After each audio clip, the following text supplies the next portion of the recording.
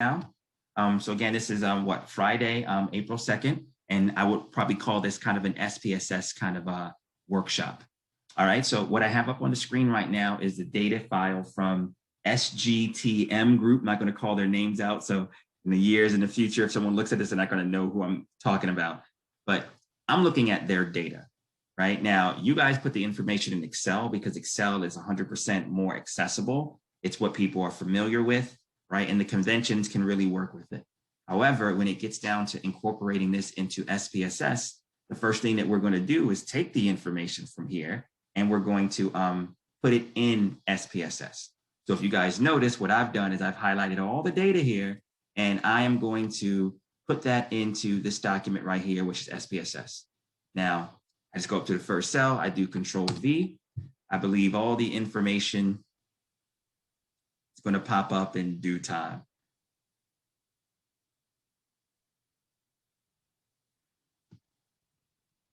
Uh-oh, it did not work. Let's see if I can see what we may have done.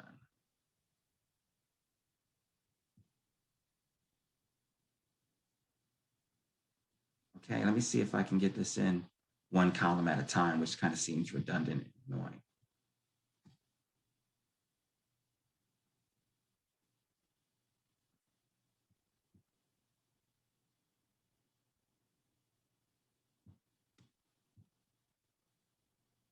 $51 is what you guys have.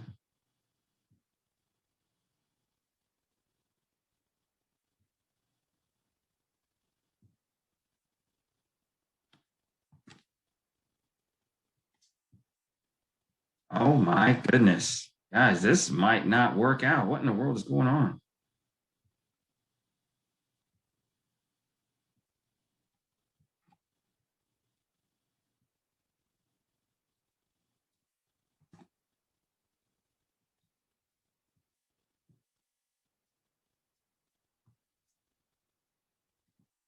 I've never seen this before in my entire life.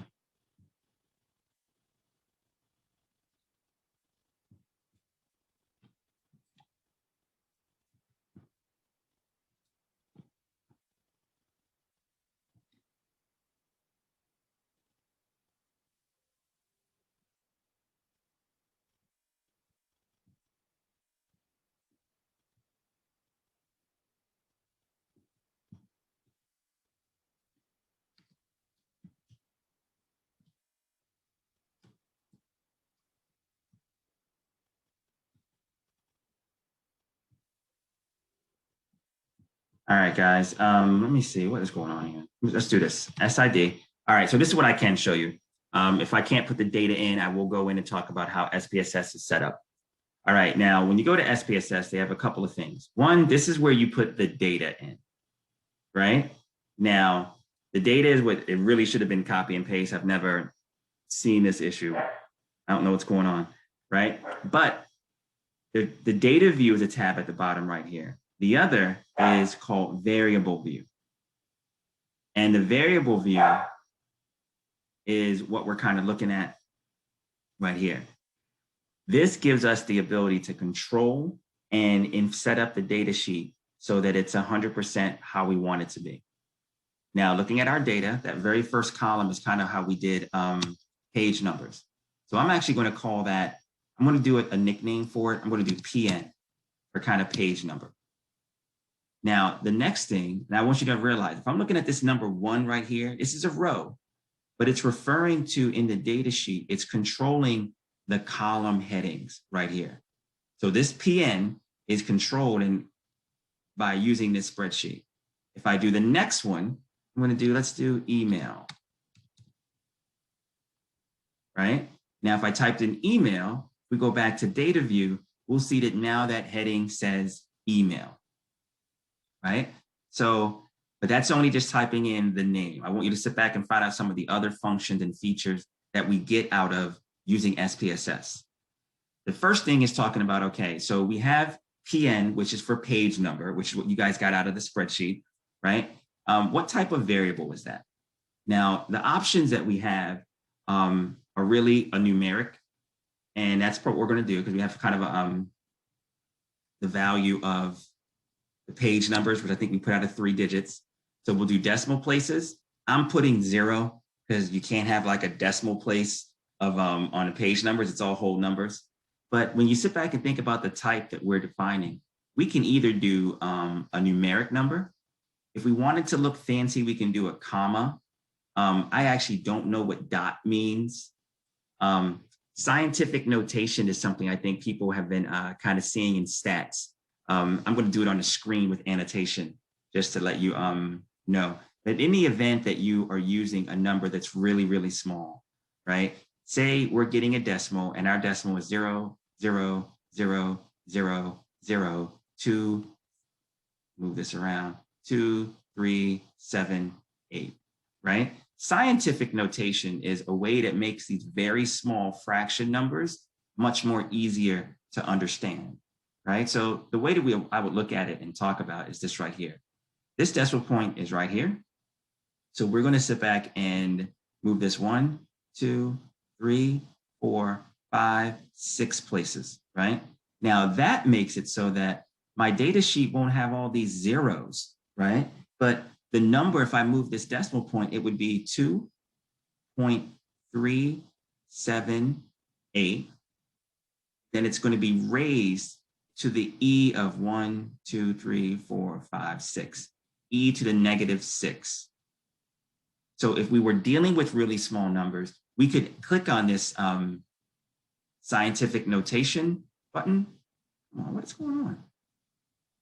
We could click on this scientific notation button and all of our numbers would kind of have it would be listed in such a way that's more meaningful. You know, for people to talk about 2.378 is much easier than, I don't even know how to say that in a thousand. It's probably like tens of thousandths place, something like that.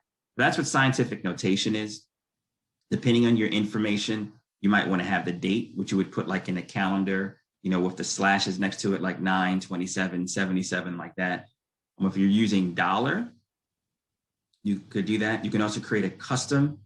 And if it's a name, and this is going to be relevant for our next variable, we would use a string, right? And string is just saying it's like a string of characters, right? But we have page numbers and page numbers is not. So I think numeric is the best way. We can keep it at 8. We can make it a little bit smaller, but I don't think it is any reason. I don't ever worry about using digital space for things like that. So numeric is appropriate for page number. Width, I'm going to leave that at 8 decimal places. I kind of changed all that under the type. As you can see, it's changed as well. And then label. Now, you have to realize this. We're doing this pretty quickly, but if I'm entering in the name of this column as PN, what did I say that PN stands for? You guys remember?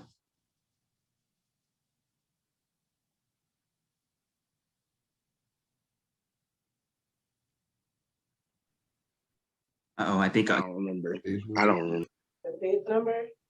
Page number. Thank you, Noni, right? Now, this is what label is allowing you to do. You might have some short nickname right here, like PN, right? However, here, we're going to sit back there and have the complete label for it. And this complete label will allow us to, yeah, here it is. Our complete label will allow us to, the complete label will allow us to come back a little bit later and fill out what we're trying to do. We'll remember. I'm sorry, guys. All right. So the label is just kind of all the information that you need. Now, while the name is limited to about 8 characters, which is that width right here, the label does not. If I really wanted to, I could list an entire paragraph under labels, but we don't need to do that, right? So we just need to have a little bit more freedom that allows you to do it. Some of the newer versions of SPSS will also allow you to use these labels as kind of on your graphs. So when you're looking at your graphs and you're plotting it, it will actually use this label as describing it as opposed to PN. When I was in undergrad and graduate school, we actually would print out and it would say PN email. We have to come back into SPSS and find out what PN is if we forgot. But now SPSS has gotten a little fancy, and as a result, they're able to do the analyses of charts and have the labels serve as kind of labels. Now, now this is going to be relevant, right? Now, not for this item, but it will be relevant for the additional items that we're using. So I'm going to skip it now, and then we'll come to it a little bit later when we're going to the next items in this survey. Missing. Now, you guys might remember this, right? When you were entering data, we asked you specifically in the instructions to put data in as a missing value. What was the value that you were to enter in missing data for? 989. Exactly, 989, right? So we're going to click this as, you know, if we can be arrogant thinking that there's no missing data, but there's always missing data. When we say discrete missing values, we're going to sit back and run this and make it 989. Now, we could also have two other conventions if we needed to, but in my mind, I've never seen the other circumstances. Actually, no, I have. You can put in 989, which is an extremely rare number, right? That's the reason why I just use it as a convention. Even if you're typing in numbers, especially with our survey, even when we did our Likert scale, our values range from 0 to 5. The reason why you pick something like 989, which is extremely rare, is to make sure that you don't mistakenly type it in. Like you don't want to make your number the value 6. When you're typing in your data, you might mistakenly hit the number 6 on your keypad. And then SPSS will consider this as being missing data. All of our data, except for page numbers, were pretty much single digits. For someone to mistakenly put 989 into the spreadsheet, that's extremely unlikely. But again, you do have 3 types of opportunities.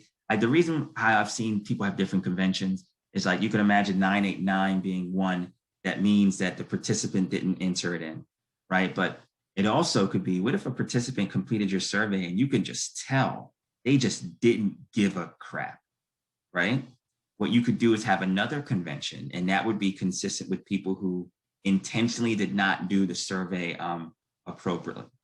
Or what if you get an individual that says, I feel uncomfortable with this study, I don't want to complete, right? You could have another convention for those. So you have 3 conventions, and based on that and based on how you name them, it's an opportunity for you to look at these numbers and these codings and to find out what type of, what does that missing data really entail? What's the story behind it? All right, so we're going to click OK. And that's making it specific for this information right here. It's telling us that missing data is going to be this value. Now, unless something's wrong with this. Yeah, copy. Maybe that's what's going on.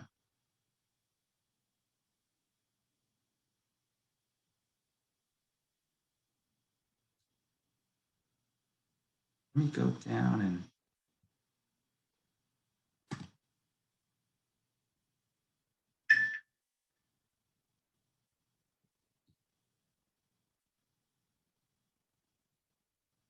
I actually think SPSS is making my computer struggle. I think that's what we're seeing right here. Yeah, that copy and paste did not work, but that's really what we should do. All right, now columns is almost the same thing as width, having width of a column. Now, if you want to, alignment is almost just kind of like whether you want the numbers or the information that you put in to kind of align to the right, align to the left, or be in the center. I'll be honest, I kind of like the center, but I'm not going to go through and change all of these. And then what type of measure are we looking for? You want to sit back and think about our types of ratio scales. Now, if we use ordinal, that's if we were to put in numbers and we're just saying like, look, these values that we have is just letting you know, look, this is before this, it's before that. We were to do ordinal.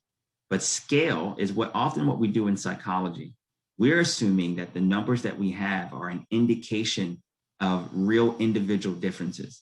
Not just that you came first and we have no idea how much first you came, but if a person is to say that I've witnessed or I smoked this amount of marijuana, right? A 4 and a 5, we don't just assume that that person smokes more than the other individual. We assume that that's a real difference between their differences in terms of it. Now, that's not 100% theoretically true, but that's what we do in psychology. And I think that's one of the criticisms that many people give to us. You know, if you were to say we have a how much do you smoke marijuana scale, right? If we have some people in this room, you don't got to raise your hand or say who you are, but if you sit back and say you're a 5, right? Out of scale of 1 to 5, you got to sit back and think about what things are going into your decision of saying that you are a 5. You might look at your friends, your family member, or people that you know and be like, ooh, Ray, he's a 5. I'm no way near that, so I must be a 4. Whereas the next individual is an individual who's never smoked marijuana before in their entire life. So as a result, what they mean as a 5, they might view you as being a 5. So as a result of that, those two individuals, they're number 4s, they mean something different, right? Because of what their frame of reference is when they're doing this scale. However, that's really getting into the nuts and bolts about psychology and the domains of what we're doing and measuring, and we overlook those things. So even though most of our scales are, they can't necessarily discriminate between those preferences and your reference point when you're doing it, we consider them as being a scale, not just saying like, 1 and 2, 2 is more than that. We really do go so far as to measure, calculate means, and to assume that 4 and 5 are real measurable differences that we can talk about in our analyses. The other is nominal. And when we get down to email, that's what we're going to use for that, because a nominal is just a name. It's just letting you know the category. And that's going to be appropriate for our next one. So we'll leave this first one. Oh, I'm sorry. Leave this first one as scale. But now we're going to go over here to the email. Right now, if you look at their data sheet when it was created, their data sheet, the next column they had was their email address.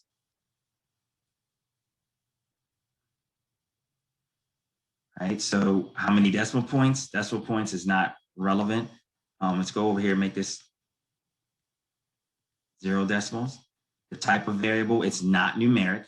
You guys remember, again, this is kind of like the aspect. Out of these options, since we're entering in text strings, text information or letters, which variable type would we use for this?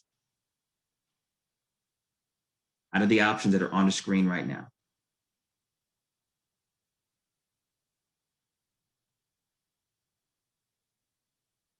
You said numerical, right?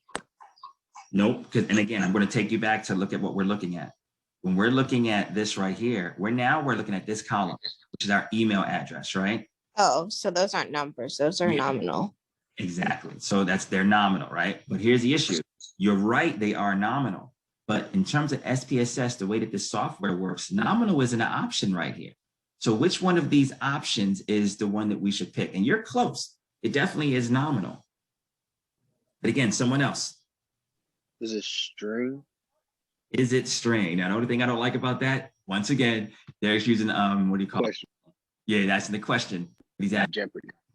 Now, the number of characters, I'm going to make this 12, just because there might be some people that have some really long emails.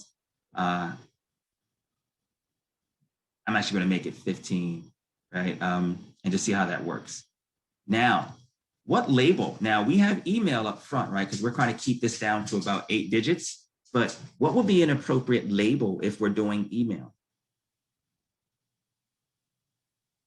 Because again, we might enter this data today, but we want another researcher that comes up and look at our research to sit back and be able to understand fully what email means, right? So what information should we include in our label? And there's a lot of us, there's no right or wrong. There's no reason to sit back and not talk or contribute.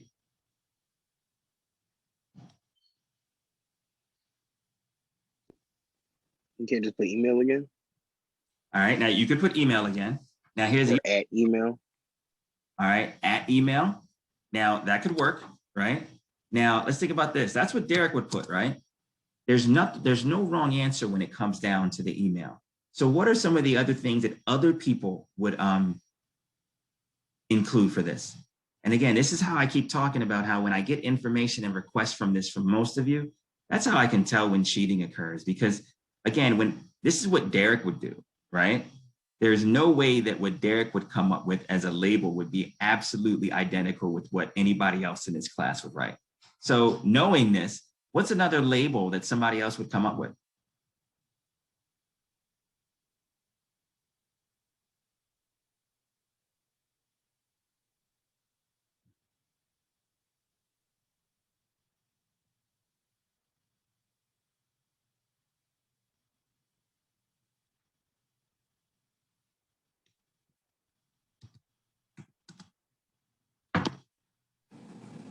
saying their address? All right. All right. You said the address. So we're saying the address. I said their address. All right. Their address. All right. I think I got the right there and there. All right. Now you're right. That could work. Right. And if that works for you and your people and your teammate, that label might make sense. Right. But what are some additional examples? All right. So I'm going to go with 2 more examples of what you guys think you could list in here as being an appropriate label for what we did. You can put participant. All right, participant. Now, you can do that, right? However, I don't know if that would share with us the appropriate information that we're looking for, right? Because remember, this label is really trying to help us know what this data is referring to, right? But again, you could do it, right? But I'll probably tell you up here, this is probably the weakest that I've heard. What else? I want to do 2 more as well. Again, you guys got to get out of this comfort level of not really paying attention. Let's contribute.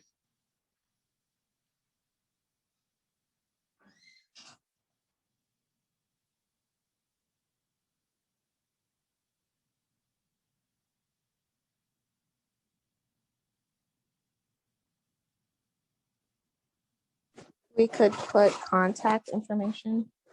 Okay, contact information. All right, I'm going to ask one more. And you know what? Let's go back and look at what this is. Let's blow this up a little bit.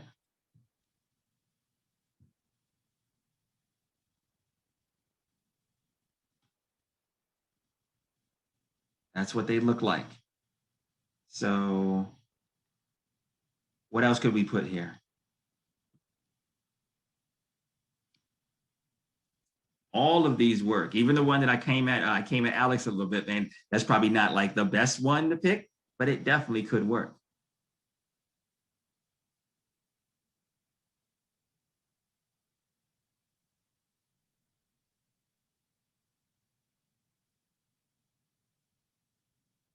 All right, got something in the chat. Excellent. Their classification. Now, we definitely wouldn't do that just because if you think about classification is about, freshman, sophomore, junior, senior. Now, what you're probably saying is that you might know these people and you might be able to classify them. That's just because you probably know everybody on campus. But that would be one that I would probably say is not appropriate. Now, here's the issue. When you put it in there, you can do that, right? Because nothing's going to stop you from having this document. But I just want to let people know that this right here, that's not the field of what this is. That's not the field that we're looking for. All right. Now, I will put classification here just because I'm going to acknowledge the fact that, yeah, we're trying. All right, let's get one more. Looking at that information, how or could you label them? And notice how this column is just getting wider regardless of how much information I'm putting in here.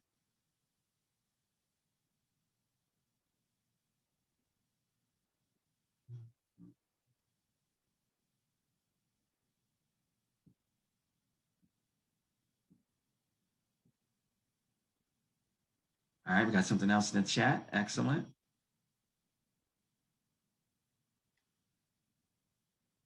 All right, by their major. All right, now, you know what? I'm wondering if maybe my question is not clear or accurate, what I'm asking of you guys, because we're getting further and further off.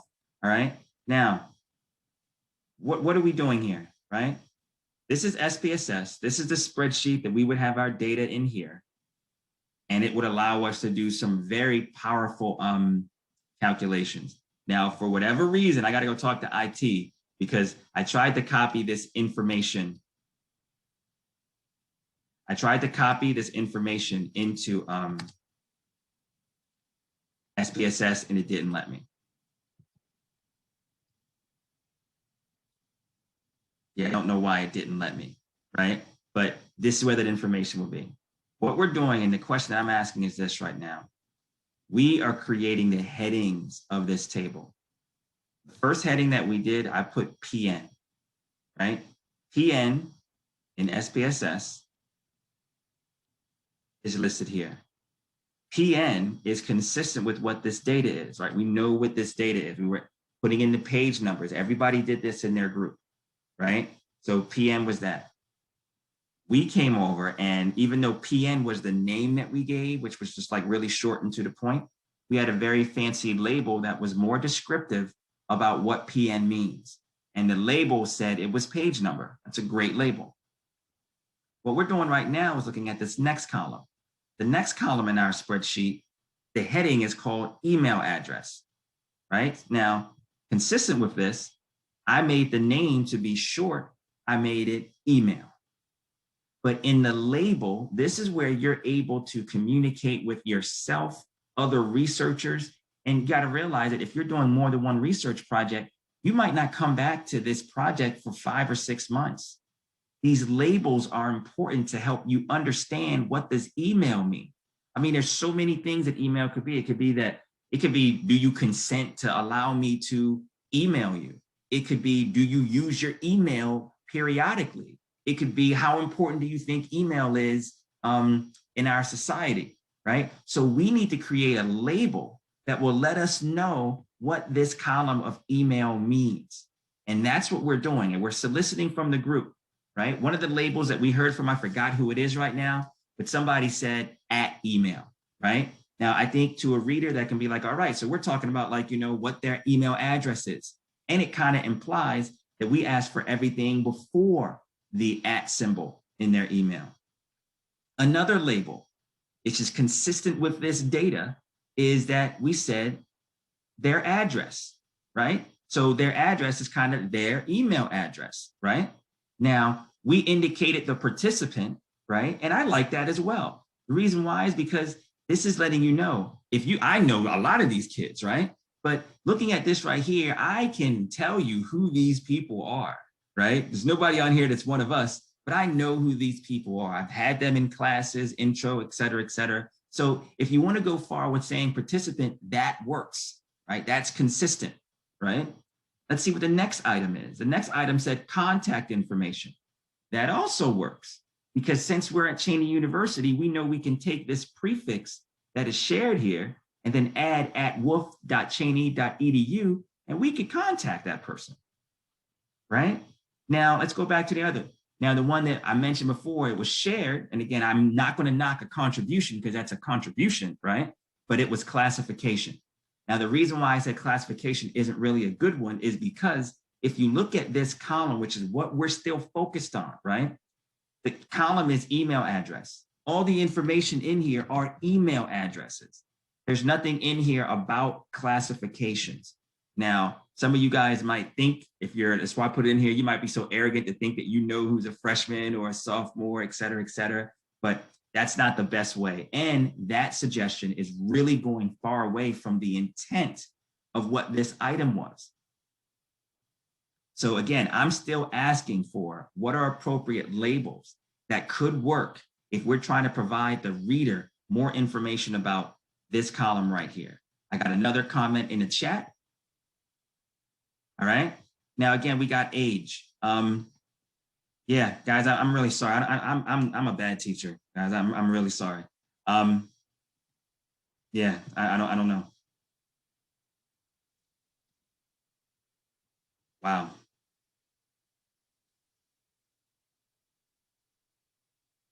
Yeah. Okay. Now let's go look at this right here. I'm going to go back to this folder, and I'm going to do this on my own because I think that I'm definitely losing you guys.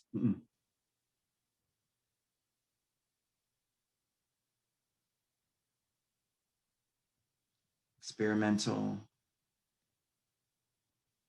411, course prep.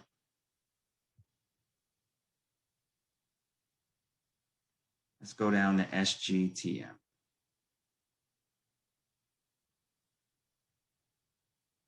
All right, so we got the email address, the first name, last name, is it relevant? All right, looking at this survey, our data sheet, we have a heading of people, and we're looking at the SGTM data sheet. So the SGTM has right here The first couple of items is the email address, indicate your last name, but then we have people. This right here is saying how many people live in your primary off-campus residence. Right, so I'm going to copy this. I'm going to go back into here. Now for this variable. So is that basically the Likert, like for people? So we go into that column, be like the Likert area, like it'd be a 1 or a 2. Yes, we will definitely do that. And I'm going to show you how to create that and what we're doing. All right, so the name of the email, I'm going to stick with people, which is kind of what we had before, right? Now going across for that item. Now, again, we're still talking about this item right here in terms of how many people live in your primary off-campus residence, right? So when we're going into SPSS, we're going to do people. The type of variable is numeric because we created, you guys remember the data scheme, right? We did not enter in, looking at this data right here, we didn't sit back and type in yes, we didn't type in no, we didn't type in the entire sentence. We either typed in 1 or 0 or yes or no, right? So it's definitely a numeric variable. Now, there should not be any decimals places, so I'm going to get rid of decimal. Now, when it comes to the label, if this works, here we go. This is a perfect example of what we should use for that label. Even though we call this people, in order for a person to understand exactly what people stands for in that data sheet, we went ahead and we have a full label. That full label is the entire question. How many people live in your primary off-campus residence, right? That is the full label, and that's just perfect.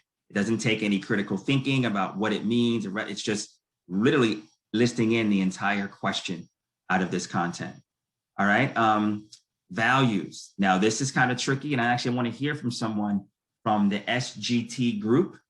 When you did this survey and your data scheme, how did you guys enter this information in? Was 1 a yes and no? Was yes a 1 and 2 was a no? Or was no a 0 and yes was a 1? What did you guys do as a group when it came down for your data scheme?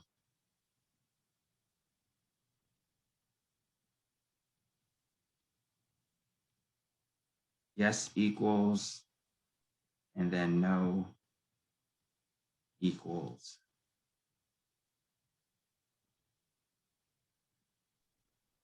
I'm not a part of it, but I'm pretty sure it did a 1 and 2 because I saw on their thing when you showed it last time. I saw 2s. Okay. And 1s. Yeah, it was 1 and 2. All right, so it was 1 and 2, right? So let's put it right here. We're going to do this. Cross number 1. So the yes is a 1, and then 2 was a no. Right now, that's key. Now, we got to tell SPSS that, and that's the next thing that we're going to do right now. When it comes down to values, now, I didn't click this before. This is also a clickable item, right?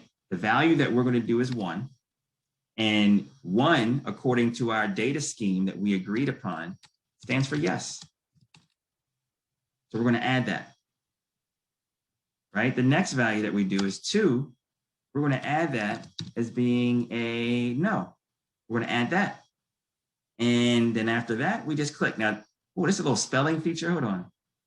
Yeah, no spelling. That's actually interesting. I like that, right? So 1 is yes, 2 is no. We got all the conventions that we need. We're going to click OK. Now, just how SPSS, when we did this up here, will know exactly what missing data is.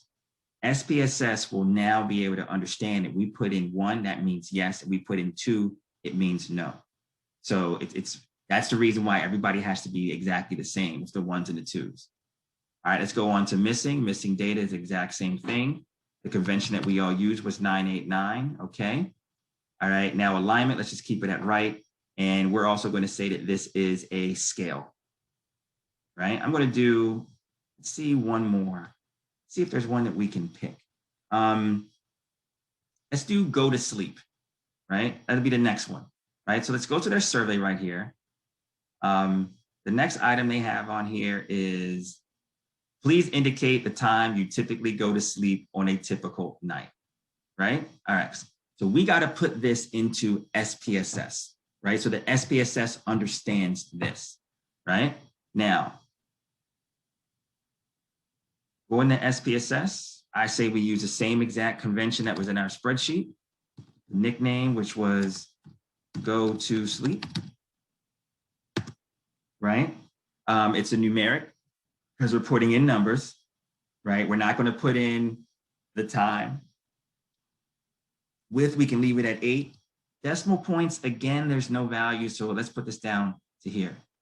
Now, going back to it, what should we do for the label? Kind of already did it. I want to see if you guys are following or you want to come up with something, because even what I showed you, there's 2 approaches. We could copy and paste something. We could sit back and create something. We can paraphrase something. I want to hear your ideas.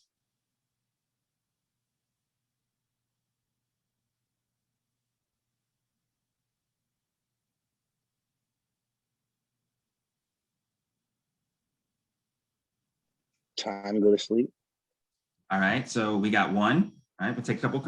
Time, go to, uh-oh, I had to cap. Time, go to sleep. All right, that's 1. All right, I want to have a couple contributions from others, right? So we heard from Derek. What else could we put here?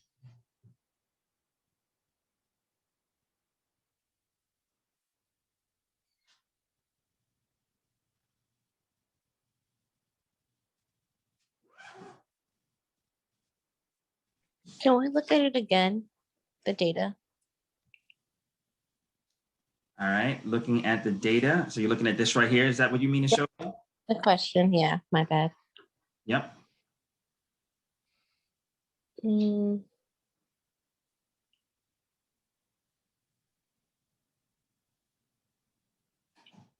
Sleep habit, like sleep habit. Okay. Yep. That's it. I mean, that's really good. Sleep habits, right? Nothing's wrong with that. Sleep habits. Okay. So that's 2 examples I got. I got something in chat. So let me look at this right here. All right. Excellent. We got bedtime, right? All these are good. And it's just helping you get back to this information.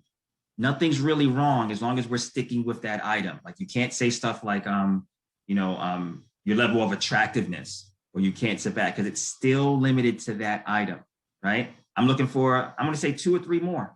What are some other things we could do for the label?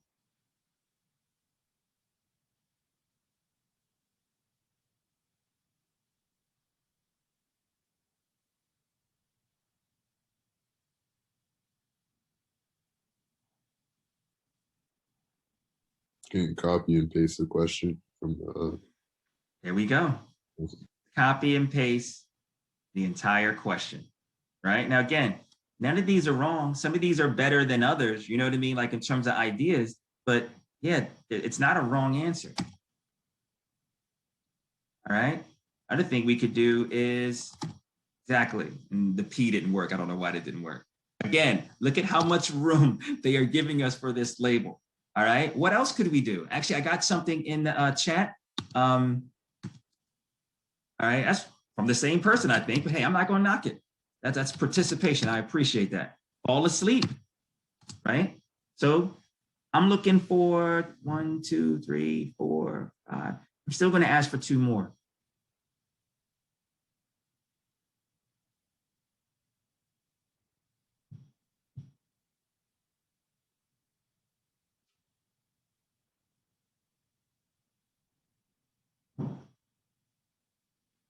Are we looking for another one?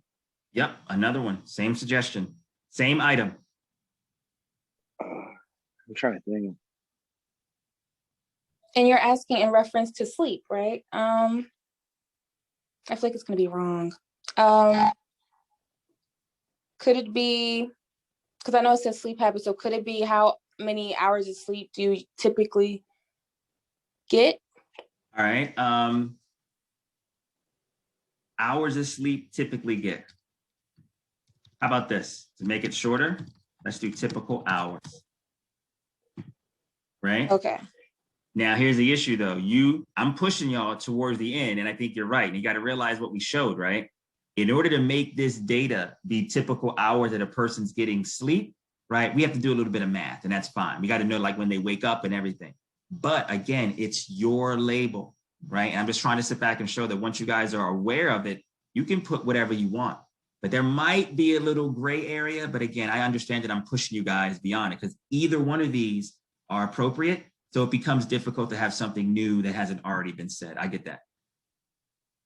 And I'll tell you this, the fact that you saw how it might be kind of pushing it, that goes to show that the critical thinking that I'm trying to promote you have. All right. Yeah, now I'm going to sit back and argue that the best one out of these options is this.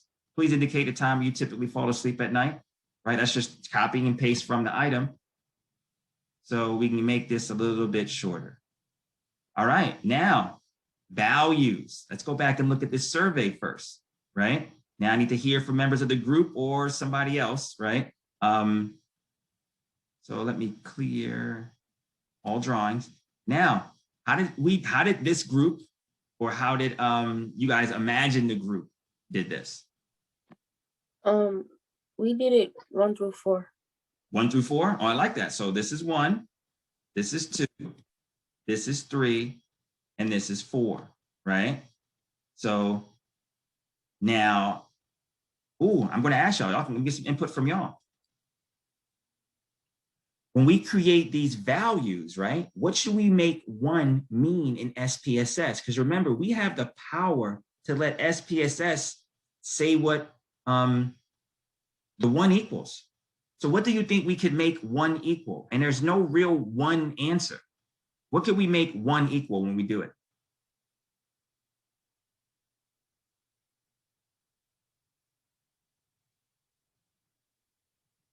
Zero. I can hear you now. I couldn't hear you before. Not 0. You said 1 could equal 0? Wait. Yeah. Wait, what are we doing again? So we're just giving it names? Yes. We're asking you, right? Based on our survey. So when we say just 10 p.m., we just make it 10 p.m.? You can make it 10 p.m. That is actually good, right? Now, that works. Now, there's other possibilities, though, right? So I'm asking for somebody else. We already heard from Derek, right? I'm going to say DH. What else could we make it?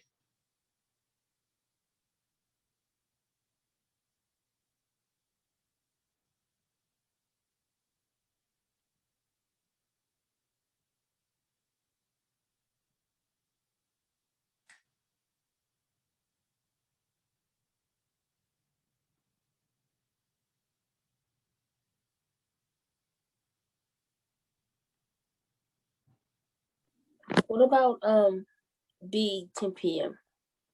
All right. B 2 p.m. So you're talking about this one right here, right? Oh no, I said B 10 p.m. Oh, Oh, you want us B, to do the next one? oh, no. You can do wherever you want to contribute what you're saying. So B 10 p.m. So you're almost having a little code in there, right? So B is standing for the before, right? And then 10 p.m. That works. All right, what else could we use? And that's Dewaya McNeil. Guys, I'm going to do attendance based off this right here. I know that you guys are here, but if you guys don't contribute to this last activity, just consider yourselves absent today. All right. What else could we use? And you can either continue to add on to 1, or you can continue to add on to some of the other items. Like, what does a 2 mean? What does a 3 mean? I need a contribution from everyone.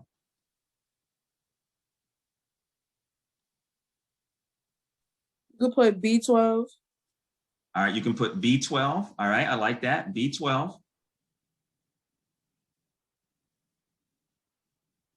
And that B, of course, stands for before. All right. So B2. Say that. What'd you say, Alex? B2. All right, you could do B2. All right, and that was Noni, right? Noni Peaks, Alex McBean.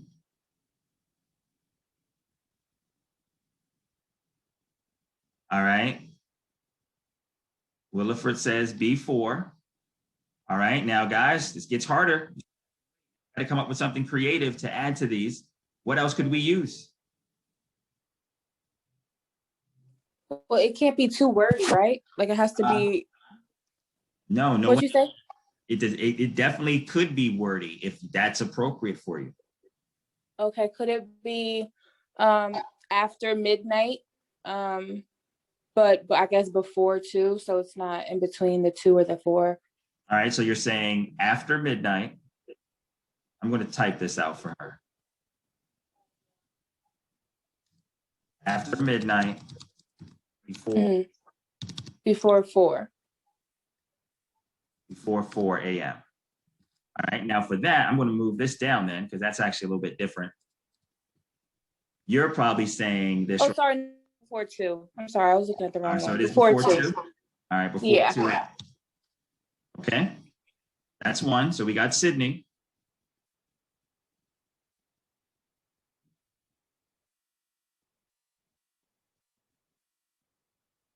What else could we use?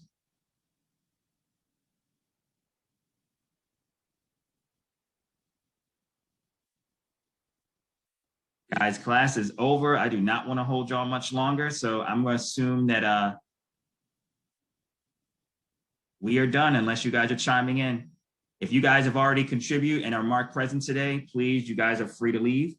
Those who still want to have a little bit of time, text in the chat or comment, stick around. Bye.